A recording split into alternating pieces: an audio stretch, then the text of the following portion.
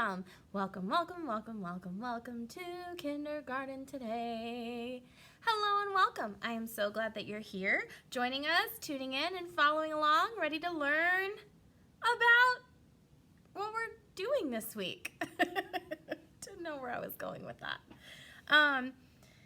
Before we get started, hopefully you have received your new Kinder Mail. I know, so classy, using my Scotch tape because I don't have clear packaging tape. But hopefully you received your new Kinder Mail, so I'm going to go ahead and open up my Kinder Mail so I can show you what we got going on. Hopefully your grown-up is opening this for you. Yeah, we do have some. And be careful because it's pretty stuffed in there. Oh dear, see, I can already tell I ripped some things. Because I literally filled these to the brim. Just so many things. See, like I accidentally cut this. So just be very careful when you're opening it. Dun, dun, dun, dun, dun, dun. Since this week is a short week, we will have lots of crafts. So I tried to include all the supplies I could remember. And then we have our new Kinder packet. A good idea would be to take all of these things and put them in our handy dandy Kinder bag, right? Because we're finished with all these. We don't have this stuff anymore. So this should be our Kinder bag, right? Luckily, I bought the jumbo size. So I'm gonna take all of these papers that I don't need right now, stick them inside my Kinder bag. Oh, whoops, I think I got some lipstick on there.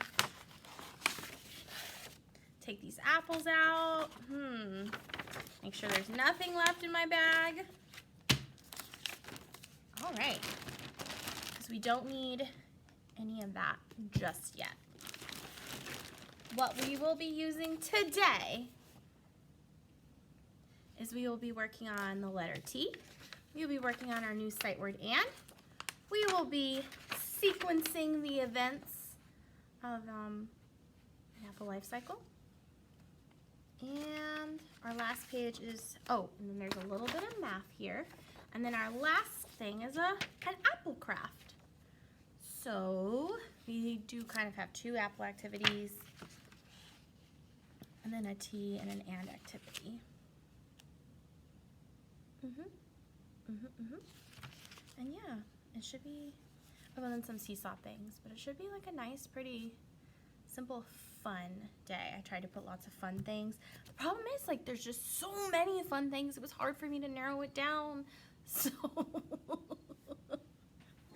it feels like a lot. But now that I have all my stuff put away, today we will be reading, because this week, let me preface by saying, we have talked about school, we've talked about families, and we've talked about pets. This week, we're learning about apples. That's right, it's Apple Week, which is such a great week in kindergarten because in the classroom we normally have so many fun things to do. We do apple taste testing, so we taste yellow, green, and red apples and then compare which ones are our favorites and which ones not so much. We have apple snacks all week, like Apple Jacks or like Apple Jacks or apple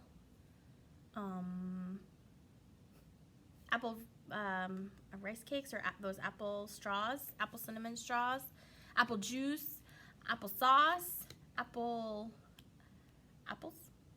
just apples with caramel, all kinds of apples. We have all kinds of apple snacks. Oh, like apple cinnamon cereal bars. Yeah, all kinds of apples. And my mind is like blinking. And then, oh, at the end of the week, we make apple sauce, and it's so good. so good. It's more of like a chunky applesauce, so it kind of tastes like apple pie filling, but it's really, really good. So hopefully, hopefully you can do some apple things at home. Yeah. Okay. Anyways, so sorry, long tangents. Today we will be reading A Day at the Apple Orchard, written by Megan Faulkner and Adam Krosky. And I can already tell that there's no illustrator because these look like photographs. So would that mean, is it a fiction story or a non-fiction story?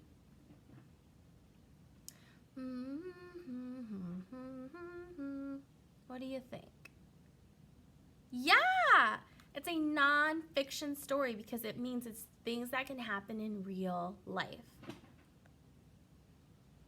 Whoops.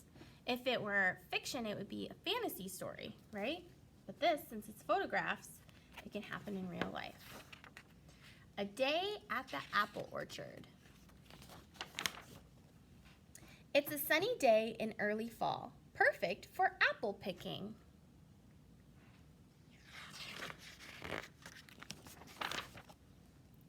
Before we go into the orchard, we learn how apples are grown. It has taken many months for them to grow and ripen. Just like all living things, apples need the right amount of rain and sun to be healthy.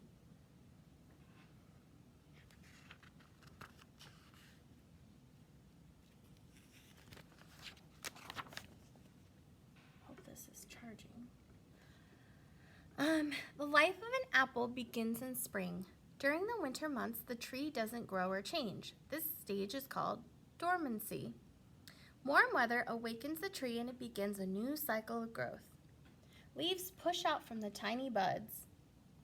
5-petal blossoms grow in beautiful shades of pink or white.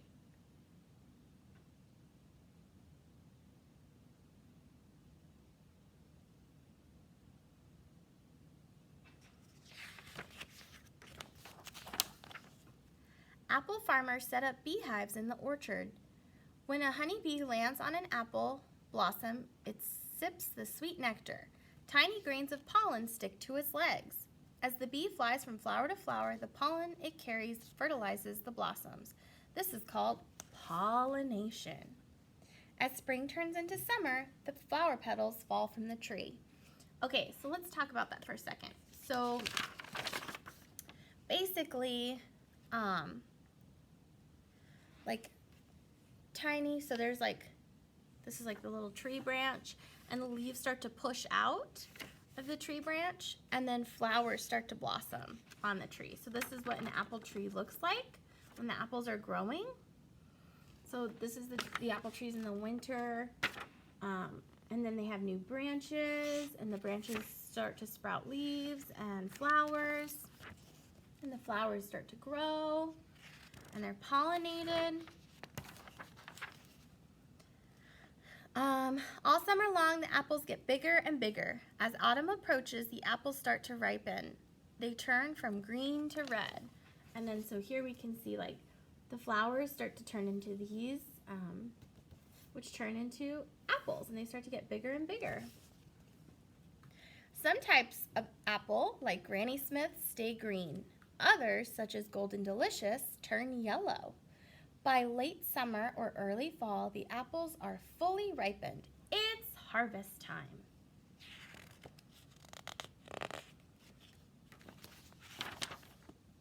We pick up our baskets and get ready for a tractor ride. The tractor takes us into the orchard. We're picking Empire apples today because they are the ripest.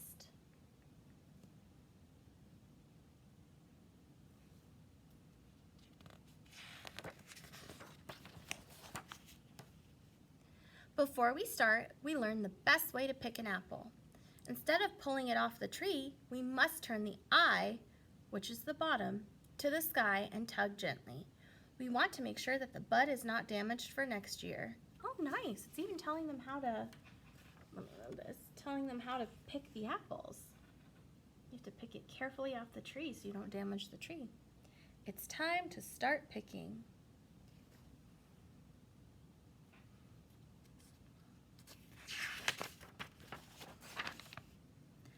Apples bruise easily, so we place them very gently into the basket.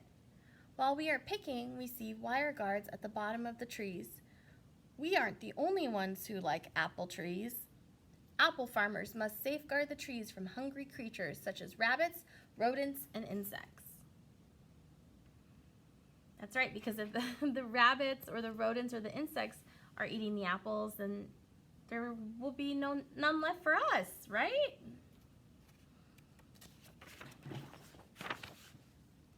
Our baskets are full. It's time to head back to the farm. Now we sample the apples, crisp and delicious. How fun.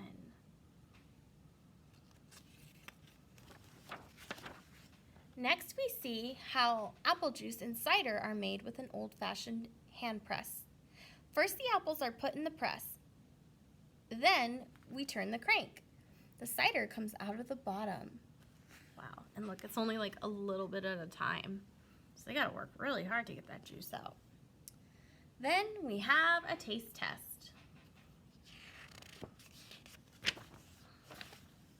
It's been so much fun learning about apples. We can't wait to come back next year.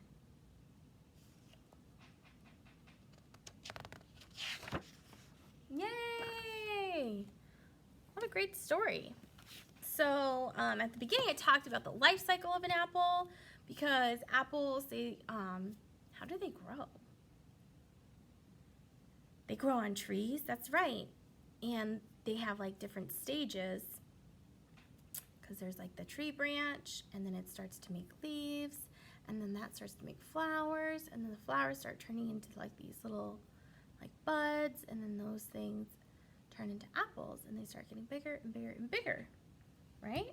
So we're gonna get out our work, and we're gonna get,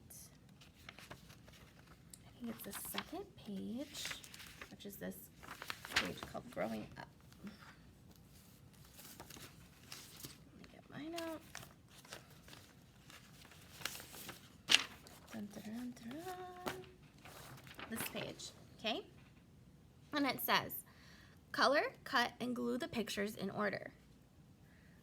Ooh, so we have like a little sprout, a small tree, seeds, and apples. So we are gonna put the life cycle of an apple in order. What is the first thing that we need to do if we want to grow apples?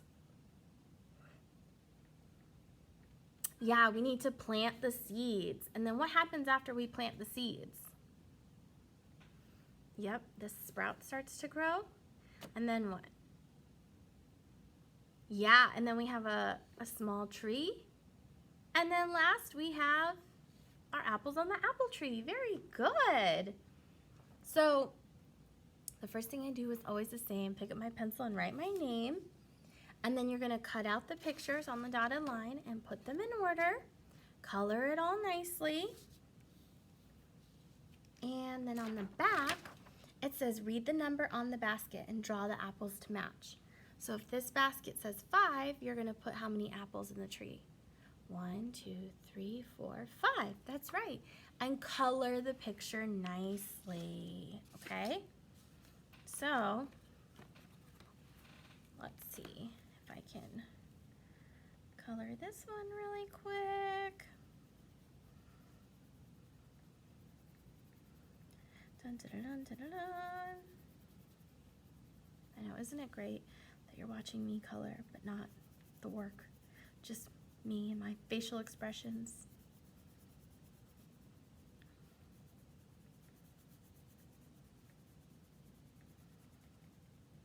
Almost done. Are you ready? Are you ready? Almost. Hold on. Hang on. Because remember, I want you to color everything. Anytime there's a picture, we color it. Sometimes I forget to color it, or I might not show you, but to be honest, if we're in the classroom, now we're starting to kind of do work by ourselves. And you're now showing me what to do. Like what your work should look like. That's what I mean, not what to do. Like you have been in kindergarten long enough that you can go to your tables and work and show me that you know how to color everything nicely. No scribbling, using lots of colors and details. And I'm gonna, is the suspense just killing you? You're just dying to know? What is my picture gonna look like? I know. Whoops.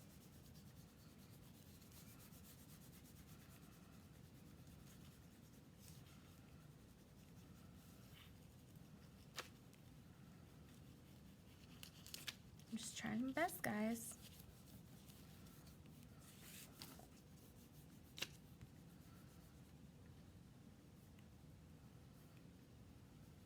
Okay, ready?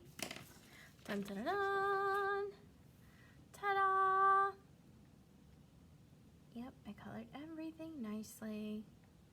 And I put all of it in order. So my job is to sequence the life cycle of apples. Good job. And then don't forget, on the back, we're gonna do this part, and I want you to, I'm gonna show you an example. Just one, and then I want you to show me all the rest.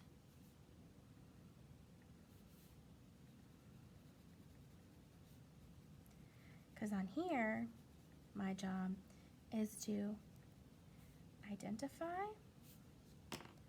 the number that represents the quantity. Numbers represent a specific quantity. Yeah. So my job is to identify numbers that represent a specific quantity. I think that's what it is. Man, it's been too long. Okay.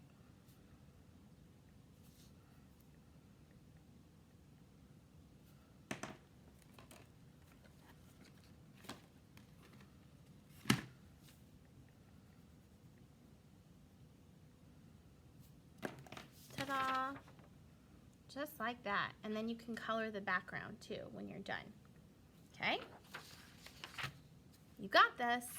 You can do it. This should be easy peasy. Remember our rules. Try your best. Work hard.